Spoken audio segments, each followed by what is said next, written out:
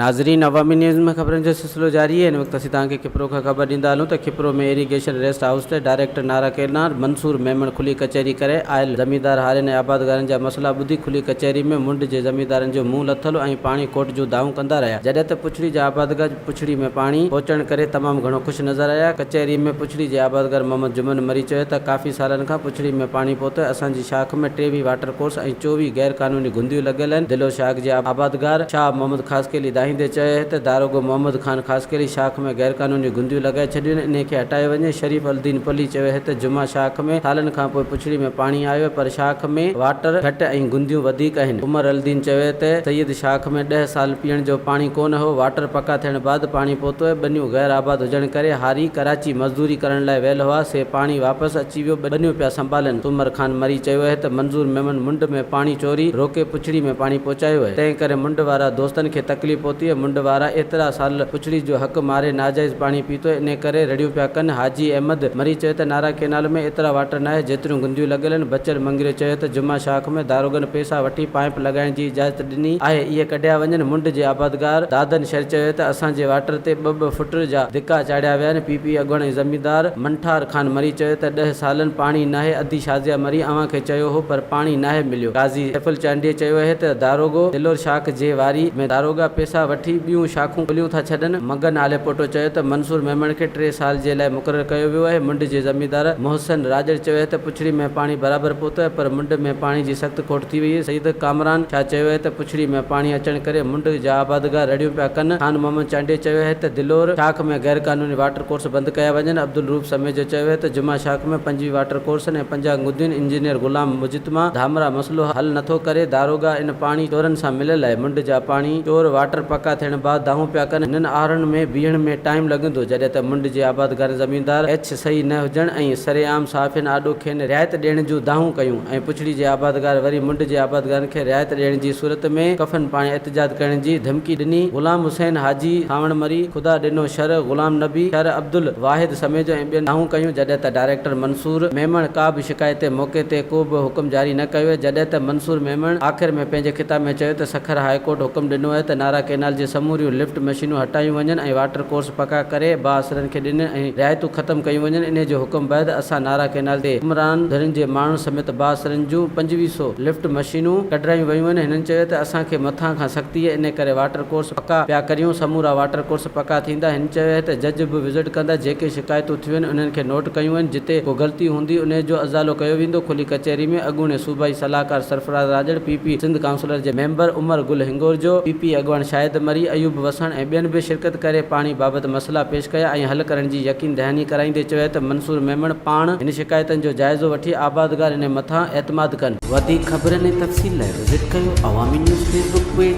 YouTube page ऐं अवामी news web